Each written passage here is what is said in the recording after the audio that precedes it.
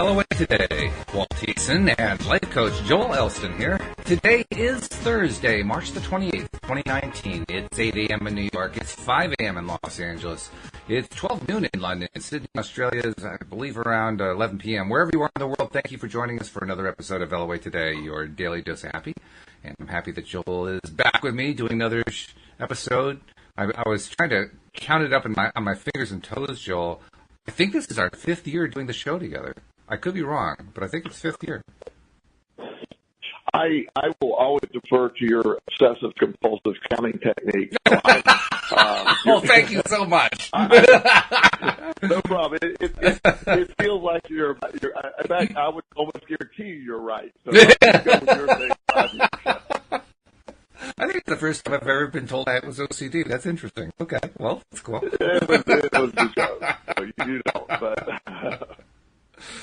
but you certainly are detail-oriented. That we can agree on. Well, I can say there is one way that I am obsessive. I like doing 10 podcasts a week. By most people's standards, most people do a podcast, they do it once a week. That's what you and I used to do. Exactly. You know, I'm up to 10 now. So that probably is at least one point, in the DSM about being OCD, I would think. Well, in fact, I would think somewhere in that spectrum. But in a bigger thing, and it's funny you say that, OCD, the moment you say something like that, that's a clinical diagnosis that actually isn't overused in descriptives of people. But is it really? The general term, yeah. Well, a lot of people say, I'm OCD. Well, you're not technically OCD, but you do have areas of focus. And what I do love is look at OCD, again, when you have what most people think of it, it can be, as with anything, a great asset when you understand how to use it. It's being able to have a hyper focus, usually surrounding things that you really enjoy. And I have people that are quantum mechanics, quantum physics that are just they can discuss to you string theory on a level that you're like, I don't even understand the words you're using. And they're just really into that, And so yeah. I admire the fact that you have that type of, I have my stuff too. I'm in the gym. I go to the gym every day of my life, and people go, "Oh, you're not supposed to go that much." And I go, "I'm sorry, I just do." It's you just broke the law. It's of all the things I've sort of have done repetitively in my life. That's the one. I haven't gone to jail for the gym yet. Oh, geez. That's funny. It's an interesting point that you're making, though, because, you've actually pursued a PhD, so you know what kind of intense attention of detail is required there. That's actually a great big benefit if you want to become a doctor of whatever, philosophy or medicine or anything else, because there is so much you have to learn, so much you have to absorb, so much you have to be able to spit back on the exams and to the committees and so forth. So I would think that would be a benefit for that as well. Well, when you're dealing, in my version of focus is if it's something I'm super interested in, like metaphysics, where my doctorate is in. I love the concept, which is a bigger category, which the law of attraction falls under. I'm fascinated by that. So I can spend hours an evening studying and looking at the different things and hearing the different points of view. I love that. It's a great thing. Whereas if I were going to get a doctorate in anthropology or something, blah blah blah, you're like, I can't do that. I'm sorry, it's just it makes no sense. I wouldn't be able to have that energy or focus to do that. It's just the way it is. I'm not interested enough in it. I was talking to someone today who's finishing up medical school, and he's considering going into psychiatry. But medical school, it talks about the ultimate in memorization, and what you have to know. 90% of what you learn in medical school will never be in your field. It's just an overall general knowledge. Right. And while that served well years ago, I think there's going to be a change in that, where since so much information is available at your fingertips now, you don't need to know, the within the thumb, there's like 9 bones within each thumb and the name of each bone, and it's blah blah blah. I mean, all that's irrelevant when you could be focusing more on like the new just having a big conversation about that with a doctor yesterday, and a lot of information about good, healthy gut and good mental health. It's massive right now. It's the biggest trend in psychiatry. And this is a psychiatrist for 30 years in the field, and he just didn't believe me at first. He said, Joel, are you making this up? I go, no, how do you not know this? And he said, this is, and so he just hasn't done any follow-up. He's just all excited about these whole new concepts. We talked about that. So, but this is a guy that he's a genius. He's an expert in his field, and aware of the biggest trend toward things. So the idea that always having that thirst and that, for lack of a better term, OCD or the ability to hyper focus on stuff you love is how people become experts in fields and learning things, and never ever wanting to not be learning. That's so awesome to me. Always want to be learning. It occurs to me that there are probably some med students right now who perhaps could be listening to the program and saying, geez, I hope they can get rid of organic chemistry. I'd really like to get that off the curriculum. Because that's always the pain of the medical student, having to memorize all that stuff that they have to memorize. It's so dry and so boring. Yeah, and one of the classes that he was required to do, and I don't know if every medical student does it, but so much of medicine is based on study. So he had to take advanced statistics to understand how, and he's going, oh my gosh, we spit, and again, there's nobody doing this that's stupid in medical school, so you have some bright people, but not every area is their area, and he struggled so much with advanced statistics, and there needs to be an understanding how they derive these studies and how they come up with the thing. But the fact that do you really need basically a master's in advanced statistics, or could you just say, I need the general stuff? Right. But it's a fascinating world, and all this your gift can be your curse, or either way. We have things that we have that are unique to us. Is how we use them that determine if they're positive or negative. That's where the law of attraction comes in. You can look at your skill set. I'm on a big crusade for years now, especially with children, and me having ADHD myself, of the idea that it's in it's a mental disability, or it's whatever term they have it under now. I don't know exactly where it is, but whatever classification it is. No, I just think it's a different brain. It's not a less superior brain. It just works differently. And you're telling kids, well, you have a special need because you're ADHD. I'm not know you have a super brain. Nobody's taught you how to use it, and it's just a different perspective of how to look at it. And I think with everything, you look at the guy. He's not a great example because he murdered his wife, but the Blade Runner guy. Oh, yeah. So forget the murdering the wife part. Please do. We'll just sort of leave that. Right. This is a guy that, and I don't even know how he lost his legs or more for that, but he, because of what he did with his disability, I mean, he actually was the first person that he ran faster than people with non-prosthetic legs. Right. He took that to another level. He has an unfair advantage now.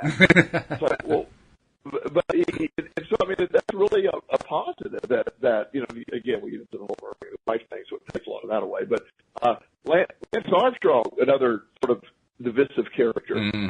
But you read his story, and again leaving the last chapter out.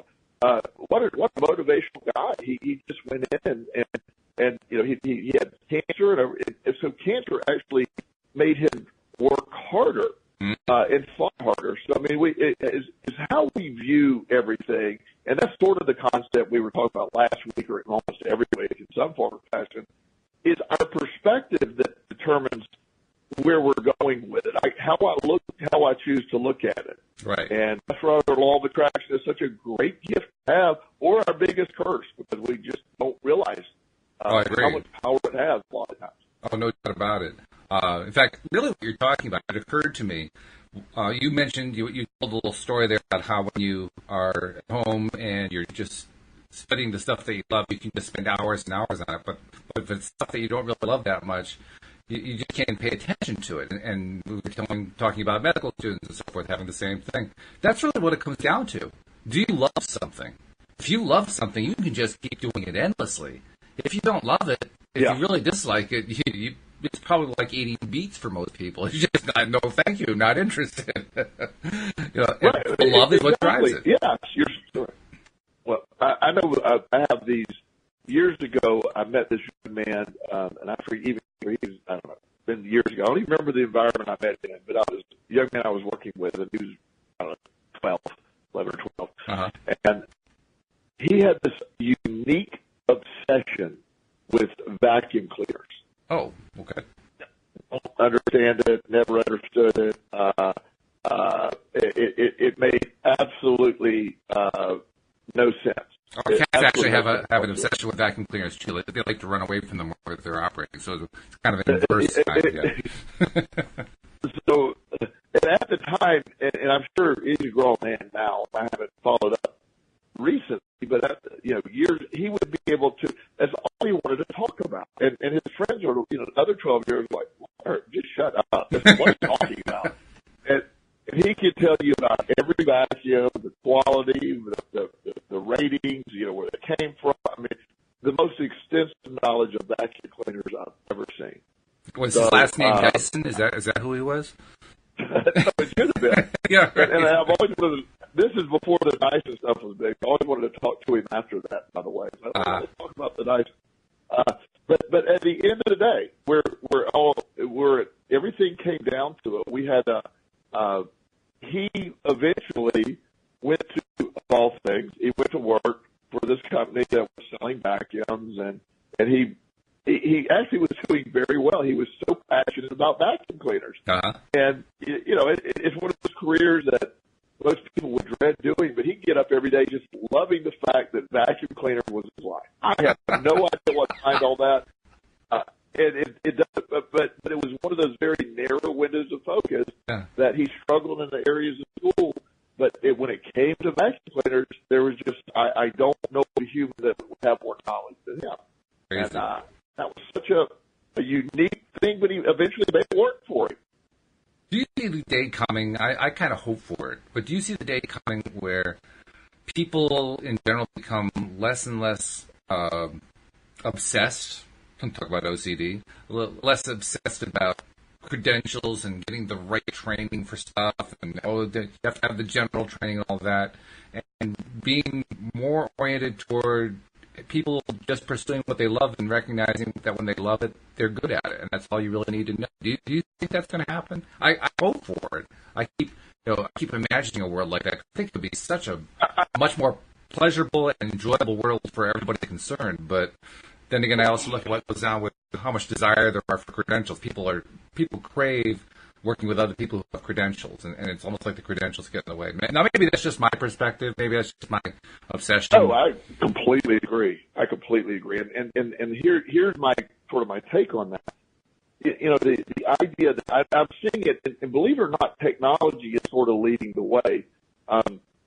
There are a lot of people that are realizing, look, I can go to a technical school.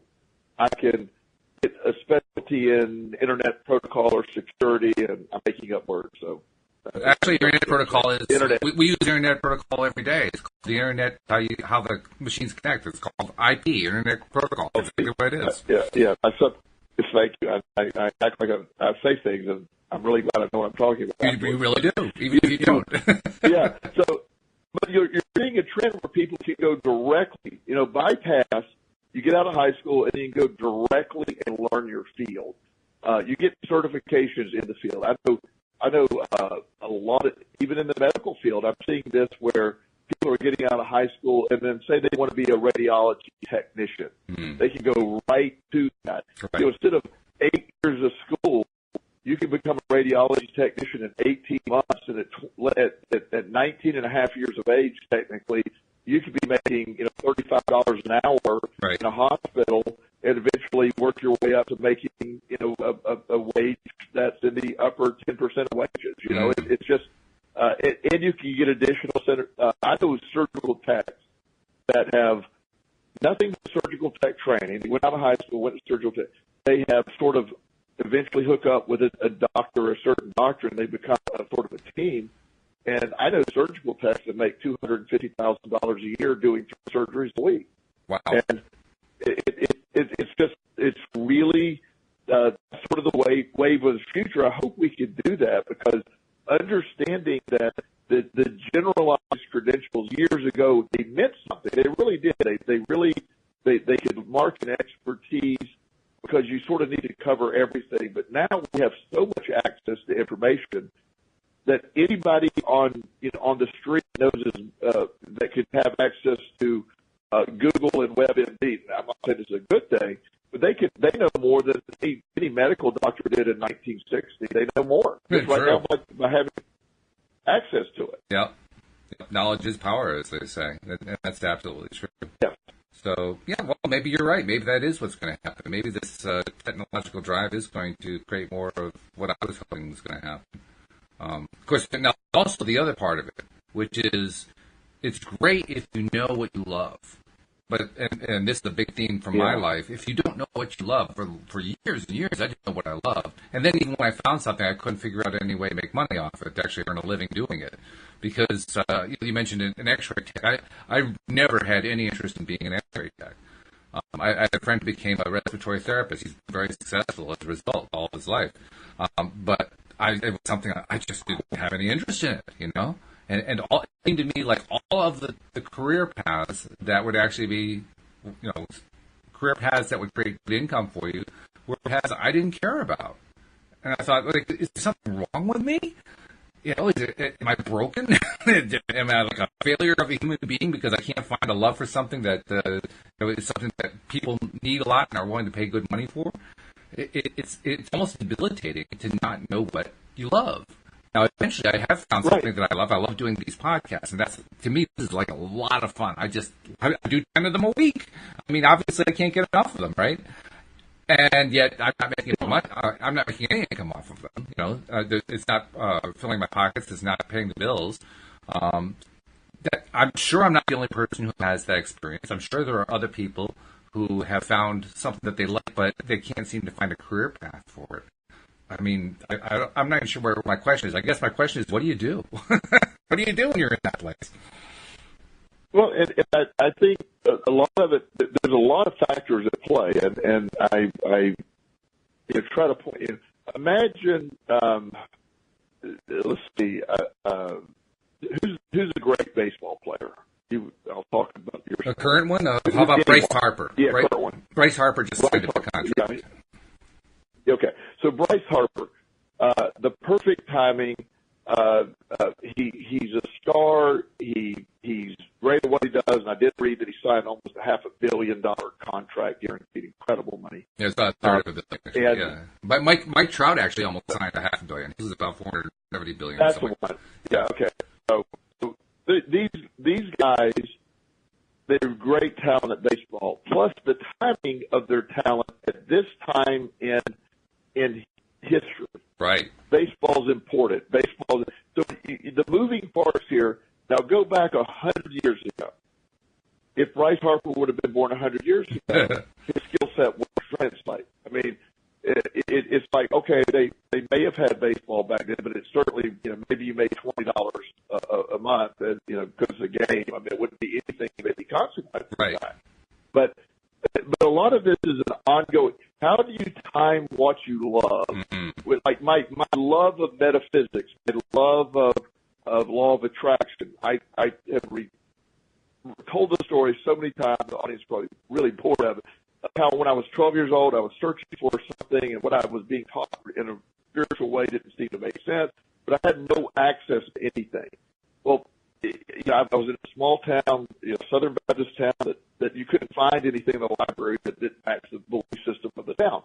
So I didn't know where to go, and I felt there was something out there. Now, it was years ago when everything became available to us, and I started making these discoveries, and I could do a lot of research on.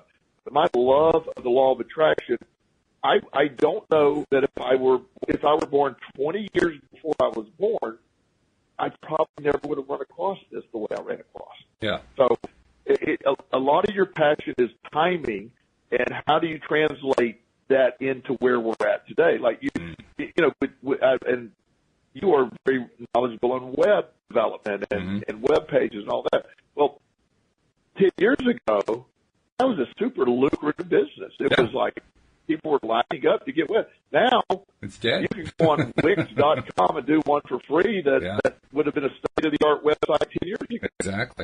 Exactly. Yeah. So the timing of, my dad used to sell insurance, and before the internet came along, he was selling insurance, and our average commission on a homeowner's policy was 20%. So if you sold a $500 homeowner's policy, you get $100 in commission. Well, today that same policy may be 1%. Right. Because the competition, you don't need an agent. You can do everything online. So the competition now, so it's a different world. It's a different industry. Exactly. It has a different, way to it. And so learning to match and grow your skill set instead of get stuck on that is the challenge. How does this evolve for you? But now, like you said, you found it with a podcast. And I do believe, I've always believed, it's the timing of it is something that we're working on. Mm-hmm. But the podcast, I'm reading the other day where these random podcasts that are not much more successful than ours are being bought.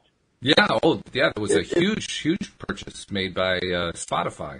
They bought a company called, what was it called? I can't think of what it's called, but it was a company that was founded by a guy who used to work for PBS or NPR. I can't remember whether it was television or radio, and it was a program called This American Life. He was one of the producers of that program, and he ended up going off on his own and founding a podcast company about 4 years ago, something like that. And this company, all it does is create fiction podcasts.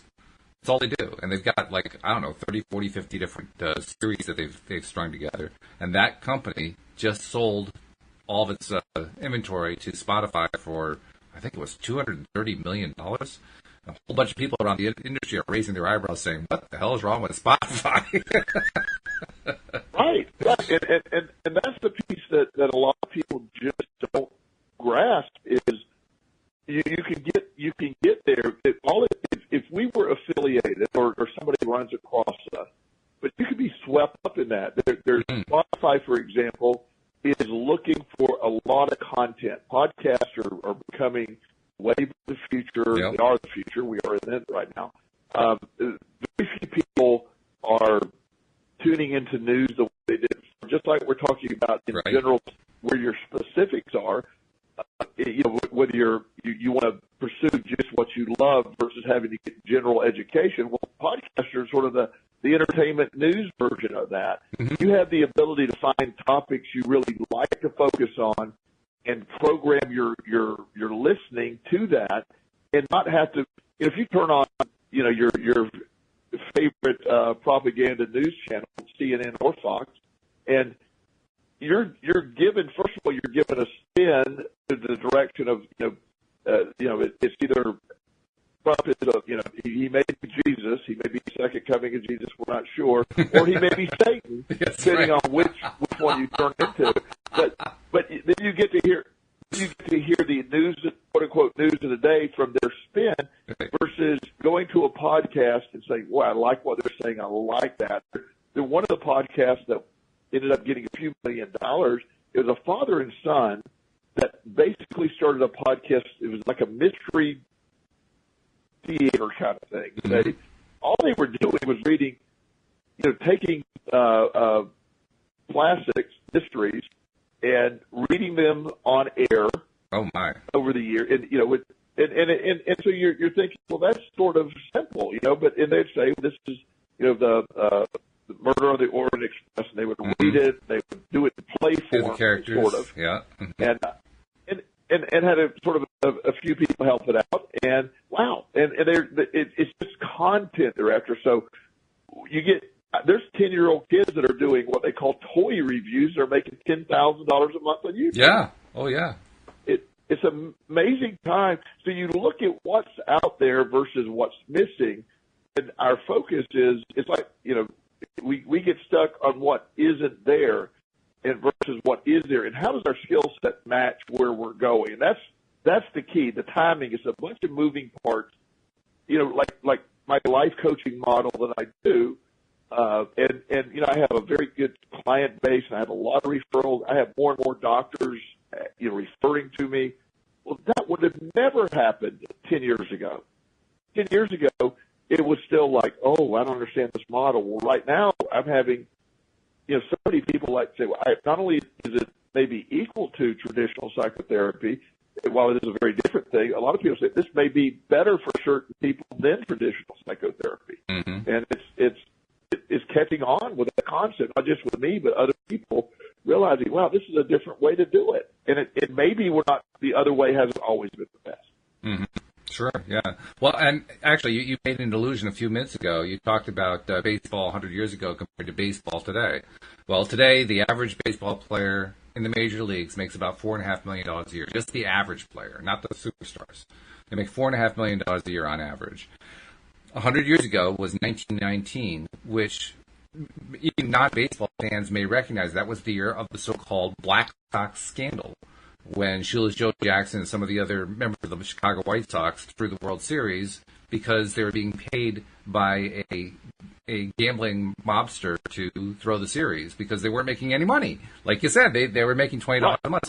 So they actually turned, although there's some controversy about whether Jackson actually threw the series because he had an amazing series.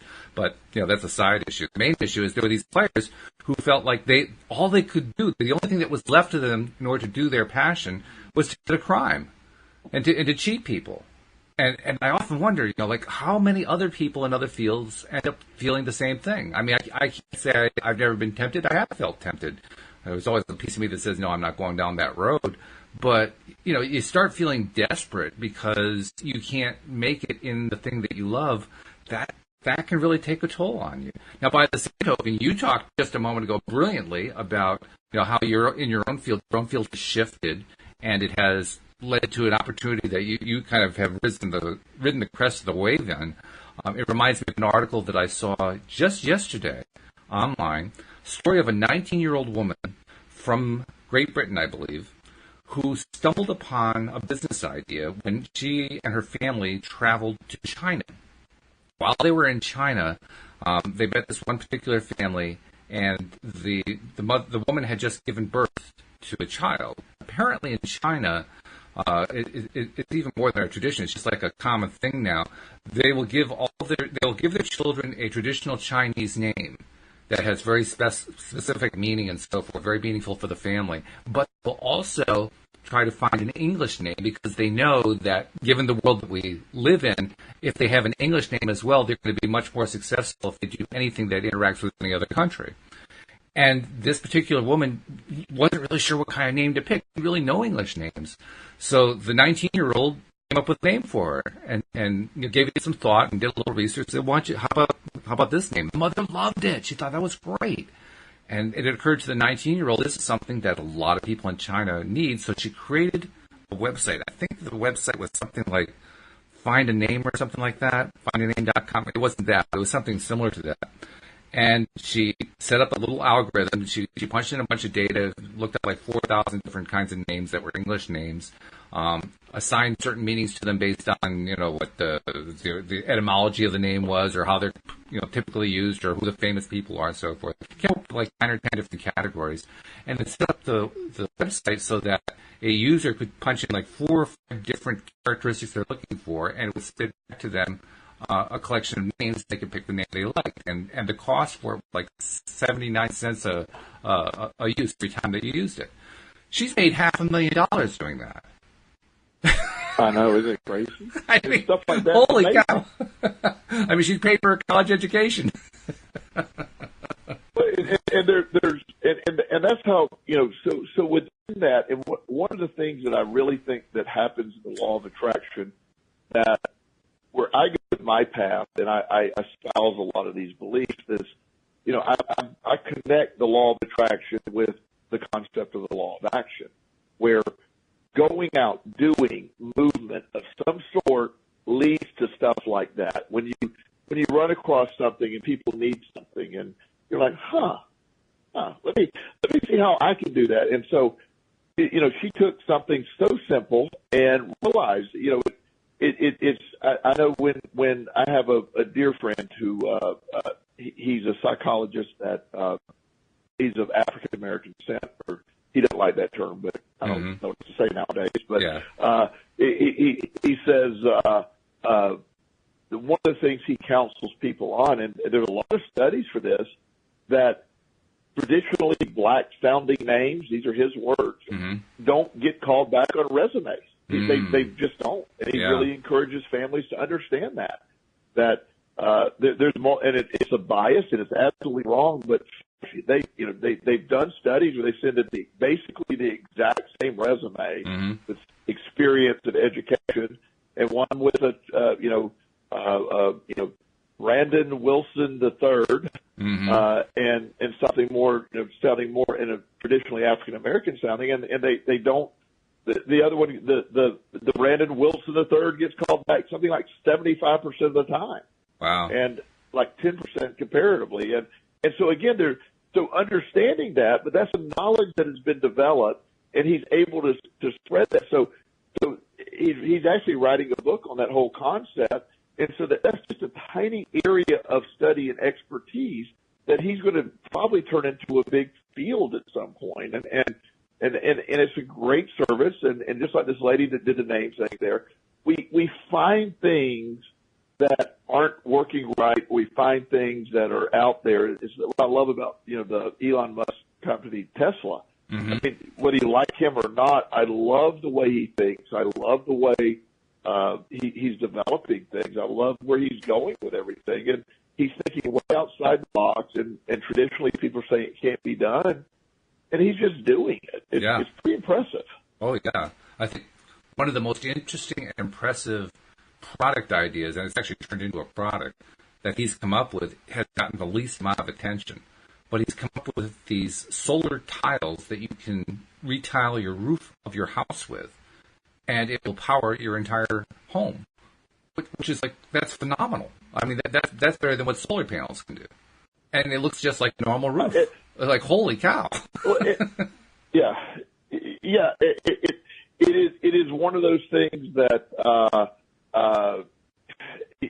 one of the concepts that we are looking at with all this. Tesla's, that they have a thing that is sort of like a battery pack for the house that can be used in conjunction with their solar panels. But it's just this amazing way of thinking that, I heard him talking today. He said, technically, if we all use the solar panels and we all did this, we would be in really good shape, because you technically could, instead of there being an electric company, if every home were installed these solar panels and they were connected and for overflow, you've technically become your own infrastructure.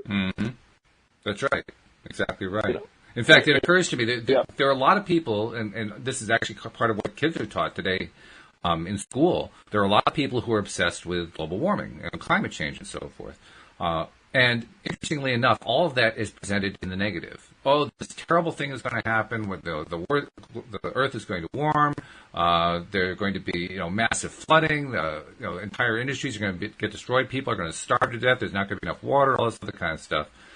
That's the negative way of looking at what's going on. The positive way of looking at it is, look how much money we can save just by tiling everybody's roof with solar tiles. It's an entirely different way of looking at the same basic issue, just looking at it completely differently, but looking at it from a positive perspective. Once again, I ask, what would happen if we did that? If we shifted our mindset to the positive side, we would have an entire society of homes that are solar powered. Right. And that is one of the things that you when you can see how clear or what a great idea that would be. It is such an amazing. We live in such an amazing world then. Yeah. But when you look at it from a lack-based perspective, where we no longer we can't do this. It's sort of like the West Virginia coal mines. They're holding on to. They even changed the name. We have clean coal. There's no such thing as clean coal. Clean coal,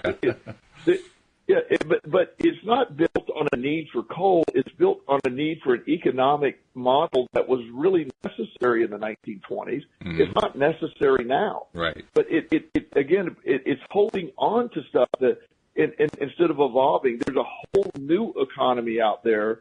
But half of our battle in today's society is fighting people clinging to the old economy because of the fear of growth and the fear of change. Whereas I look at it as just limitless, exciting stuff. You know, at one point, Google made the announcement.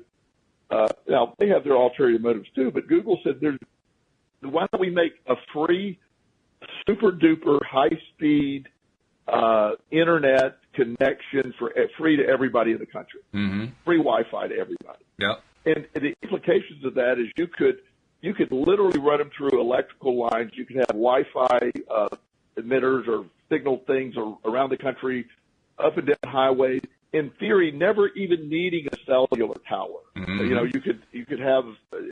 Well, of course, think of the number of people that scares. You know, Comcast goes from a super valuable company to having zero. And Google's talking about providing free service to what people pay $100 a month for minimum. Mm-hmm. And it's just such a, and then Verizon's like, oh no, we can't do that because we get $100 a month for our service. And you take $200 a month and provide all this stuff for free. It's an amazing benefit, but yet we have people fighting all that. Oh yeah. And they're going to say they're not just fighting it; they're actively working against it by saying things like, "Well, that would make Google a monopoly," and we all know how bad monopolies are, so we can't have that. You know, not realizing that there's a flaw in their theory, which is the theory. Now, I understand where the theory comes from. The theory comes from, say, the 19th century when you'd have a company town. And in that company town, the only place that you could buy your groceries was at the company store. That was it. There were no other options. So in that monopolistic situation, it became almost prohibitive to live. You just couldn't do it. So people equate Google being big with the company store being owned by the company that ran the town. Except that there's a problem with the theory. The problem is there's not just one company. There are a whole bunch of them out there. There are millions of companies out there. And, a company becomes big. So, let's say they become big offering this free internet service everywhere. And what's the fear? The fear is, then once they get everybody having this free service, then they're going to start jacking up the price. They're going to make it expensive for everybody else. And if that was the only game in town, that would be worth being afraid of. But here's the catch. They're not the only game in town. Well, yeah, and there's and again, the most valuable company in the world 20 years from now, we don't even know right now. We never heard of them. They're a startup. They haven't even began. That's because that's the beauty of it. It used to take, Coca-Cola took years to build, a century to build. Right now, we have the ability to, think of the companies that didn't exist in 2010 that are wild now. There's tons of them out there. Uber, where did Uber come from all of a sudden? Mm-hmm. It's not only did it become a company, it became an instantly recognizable name brand seemingly overnight. To the point where the medallion taxi services are feeling threatened by it. They're trying to shut it down because it's threatening their revenue, kind of like the coal people, Exactly, yeah.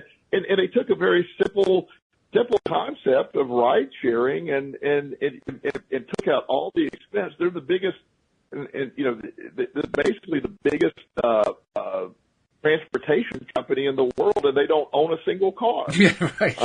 It's just they have created this incredible idea, and there's going to be more of that. So to me, the beauty of is how you choose to perceive all of this stuff. We live in great times or we live in horrible times. Mm-hmm. And that's what we're trying to work out here. Exactly. Yeah. In fact, I'm reminded that through most of my adult life, the great boogeyman has been Walmart, because Walmart drove so many mom and pop stores out of business. They drove Kmart out of business. They drove a whole bunch of these other stores out of business. Now, Walmart's future is threatened by another company called Amazon. Yeah. I mean, Walmart's, people don't realize it yet, but Walmart in the long run is in serious trouble. Yeah, it changes that, and Amazon comes along and does it well, but then Costco, who's a really good model, is working hard. Their rate of growing their internet stuff, mm-hmm. And, so Walmart then is rising to the challenge. They're increasing their services. Walmart, while they have a disadvantage to Amazon, they have an advantage to have hubs all over the place. Yeah. So there's Walmart has a long-term model of with all the stores, they can out Amazon because they if have they really want to. Stores. Yeah.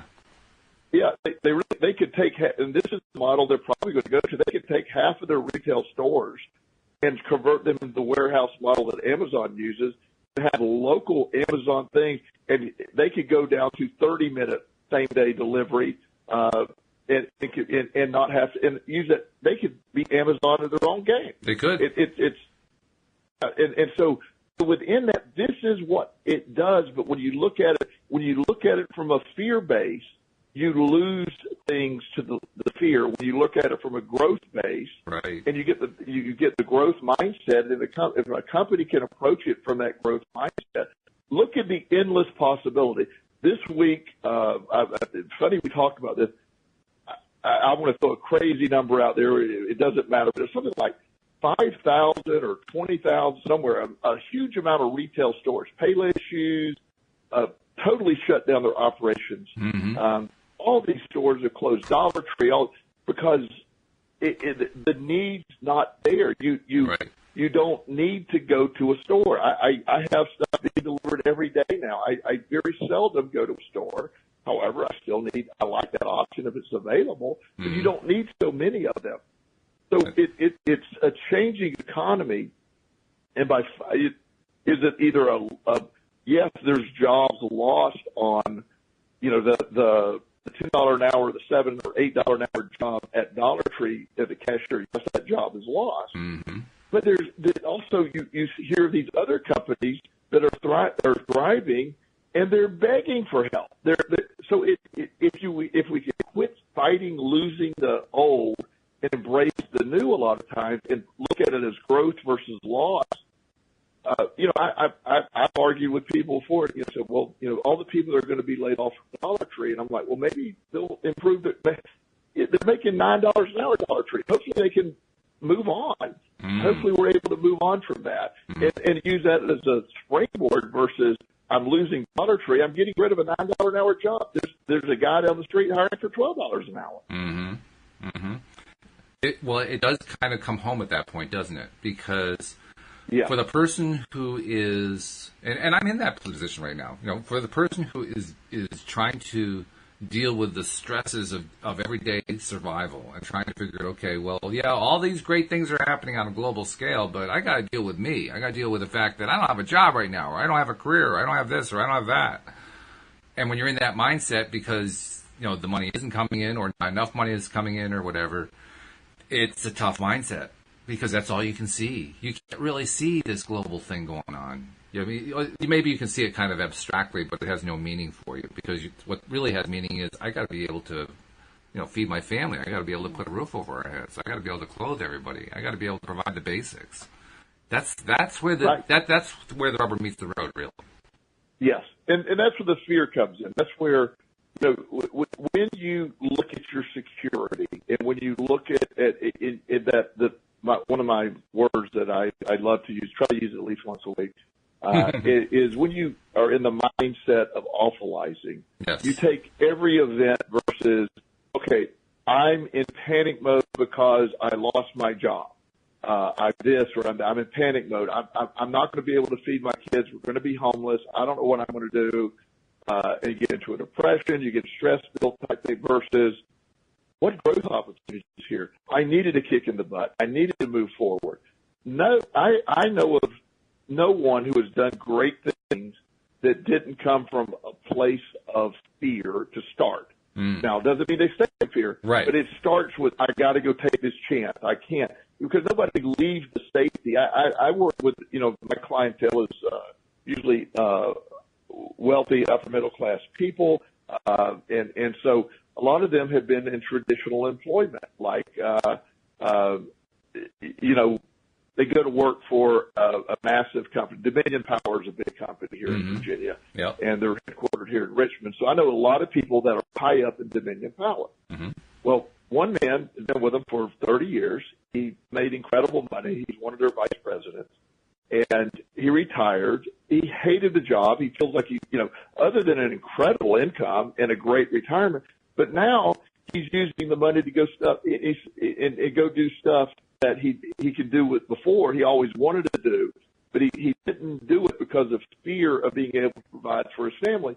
He's now even making more money doing what he was doing, what he should have been doing 10 years ago. Mm-hmm. And it's like, see, I wasted 10 years in that company, but I was too scared to leave the comfort zone of Dominion Power. Right. And so comfort zones are a nice place to visit, as we often say, and they're almost always debilitating in the end because they, you probably have examples of fearing leaving the comfort zone. I've had examples of fearing leaving the comfort zone years ago.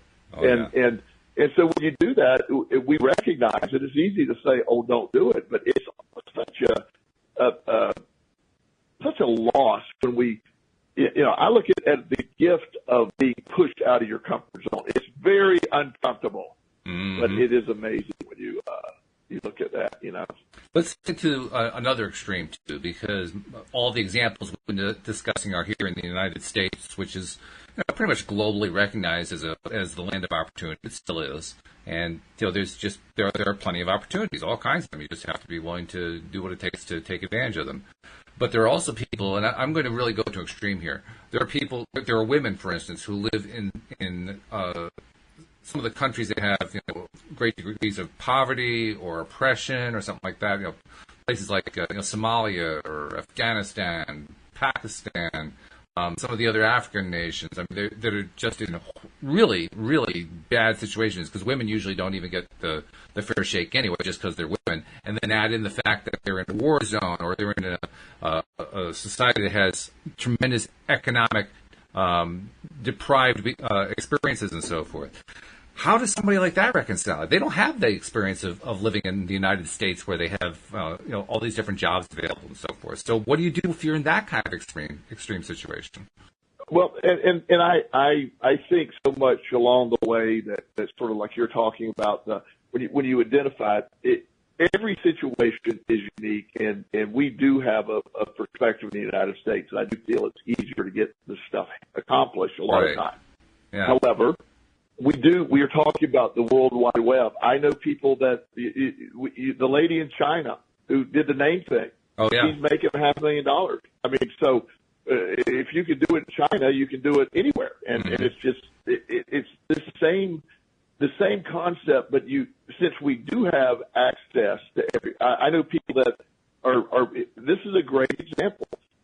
People in India, for example, are often customer service reps for United States companies. Well, I also know of there's facilities in India that work hard, and a lot of them know English. They work that train people to help reduce their accent and help them become more fluid and conversation. So there's a cottage industry supporting that just alone in India. Where you see there's people learning English to speak it at a higher level, higher conversational value, and so there's people training them. So there's a demand to learn English at a higher level. True.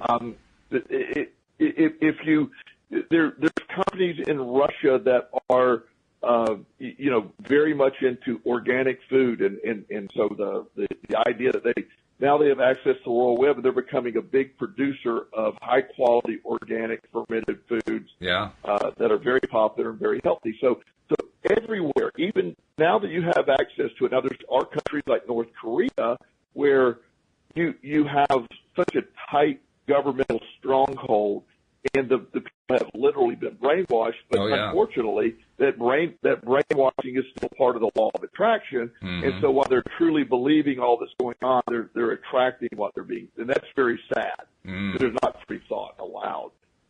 But with those countries, we can again focus on that country, or look at all the countries that have a very open mindset. Yeah, that's true. And I would even submit that in North Korea, obviously we know very, very little about what goes on inside that country by design. They don't want us to know what's going on. And yet every once in a while we get little tiny glimpses of what's going on. Somebody will escape the country. There was one particular case, I don't know, within the last couple of years, I can't remember exactly when it was, where one of the military officers basically ran across the DMZ and did so successfully without being shot down, and he's now basically lecturing and sharing information. He shared information with governments. He's written books. He's given talks explaining what's going on back in his home country and how terrible the conditions are and so forth. And so that's where we get a lot of our stuff about, how terrible it is to be in a country like that. But by the same token, you kind of have to read it between the lines, but a lot of what he's talking about suggests that discontent is starting to bubble up within the country. That people, even though they are completely cut off from the rest of the world and really not recognizing what's going on, there's just enough information trickling in that the discontent is starting to really bubble up. And no one knows exactly how all of that's going to iron out, but we know from past experience with other countries, you get that discontent bubbling up, it's going to overflow in some way. I mean, the classic example, I guess, would be the Soviet Union when it collapsed in, 1989, whatever it was, that the walls came down. It was unpredictable. No one knew it was going to happen, and then it happened, and I was like, "Whoa, what just happened?" All because some discontent just started to bubble up. So that kind of ties into what you're talking about. You start from a place of really struggling, and if your dream, your desire gets strong enough because of that struggle, it turns into this, what Abraham calls this mass rocket of desire, and all of a sudden law of attraction kicks in and starts shifting things, even in the most dire situation. Yes, and that's the beauty of it. That's our wheelhouse. That's the powerhouse of this concept that you have. We all have within us a desire. Sometimes the desire is created by a lack. A lack can be a positive in the beginning, as long as you don't stay in the lack. Right. The desire to get better, the desire to prove, the desire for Tesla to be the Tesla company, Elon Musk, to create such what seemingly impossible things is just brilliant, but it's driven by a desire for more, a desire to break the boundaries, and so the everything can happen for a positive. There are people that cure cancer because, and by no means, let me give a disclaimer. I'm not suggesting cancer is a good thing, right? Or no, but I know researchers that their children have died of a certain type of cancer. I know a lady, I wish I could remember her name. She was 35 years old. She went back to school, got her doctorate, and actually cured the cancer that killed her son. Wow. Now, that doesn't mean her son's loss was a positive. It's clearly not. Right. Having lost a son, I never can make that. But what she took from that, it drove her to go fix this problem. Yeah.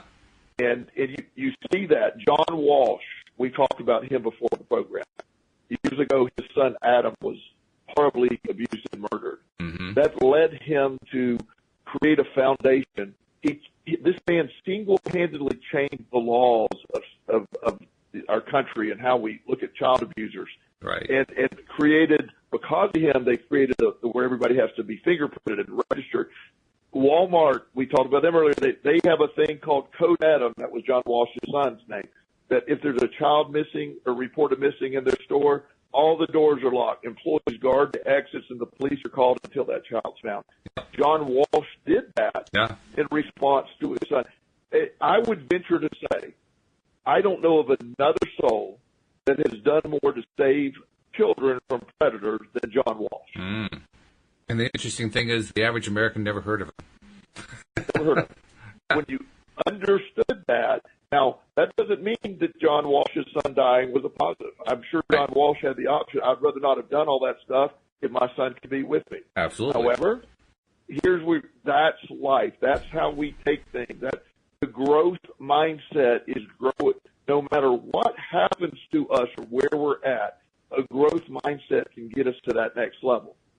And if you're sitting in a shack in, I don't know, in some Nepal somewhere, but you have an internet connection, you have access to the entire world's knowledge at your disposal. Mm-hmm. There's enough translating stuff free if you find it online. You don't have to speak a word of English to have free translation from your language to English. You have all this information available to you. Yeah, that's true.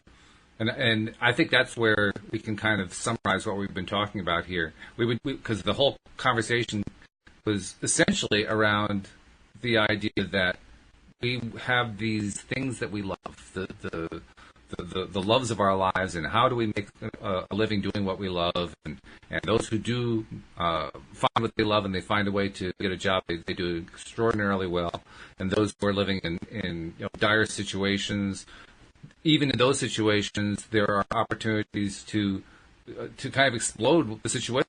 I mean, to the point where walls come down. All of that happening because of the law of attraction. So the original question, I don't remember exactly how I raised the question, but the original question is, well, what do you do about the things that you love? The answer is you look to the law of attraction. Because the law of attraction is going to be your way out, whatever your circumstances, no matter how bad it is, which is really interesting. Yeah, certainly. And I what I'm wanting to derive from all this, I'm wanting to go with all this is the law of attraction will allow great growth, or it will support regression, because it is not about any one direction. It's what you're feeling. It's what you're vibrating. And the mindset controls this. So the excitement out there is we have the access to this. At the same time, the scary part is we have access to this. You're right. It's the same answer. Yes. Yeah. Exactly. That's it in a nutshell. Hey, we've got just a couple minutes left. I want to make sure I remind people, look at the great programming you're getting here. It's always different. Every single episode of the show is different. We do 10 of them a week, and they're still all different. And you don't want to miss any of them because they're just absolutely jam-packed with fantastic information and entertainment and just having a good time and feeling good. So make sure you're a subscriber. If you're not a subscriber, go to the homepage of our website at loatoday.net, and you will find at the top of the page, there's a nice, great big icon there with text that says, click here to link in and subscribe using your device. It even says so that it will detect what your device is. And that way, if you're hooking it with an iPhone, the iPhone link is right there. If you're hooking it with an Android phone, the Android link is right there. It's just, it's that simple. Then you just walk through the process automatically, take the default settings, and just like that, you're a subscriber to LOA Today. And then once you're subscribing, make sure that you're sharing that fact each time that you listen to one of these episodes that you love so much, so that other people can find it as well. And that's how we spread the word and help more and more people get their daily dose of happy. And Joel, I mean, I got to say it for the umpteenth time, you were one of the most amazing coaches I've ever run into, just from the commentary you give us on the show. Tell people how they can reach out to you and learn more about you and learn about your services and maybe just even talk to you. Yeah, my website is joelelston.com, and my email is joelelston@gmail. Either way is an effective way to get me. I love hearing from our audience. I hear from them often. I always try to return calls or return emails.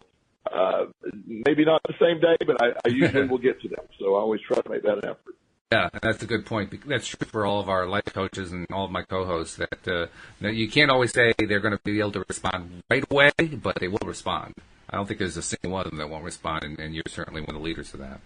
So thank you for that. So, Joel, this has been great, as usual. I mean, the only sad part for me is, we still only get to do it once a week. I wish we could do it more, but I'm glad that I get once a week with you, so thank you for that. Well, and to even compound that further is next Thursday, I won't be on the show. That's I'll right. Be sitting on a bench in Florida. You are, yeah. So we're going to put up with having no Joel. We're going to be Joel-free for 2 weeks. I don't know if I can stand the strain of that. So you're going to have to come back. I think we can pull through.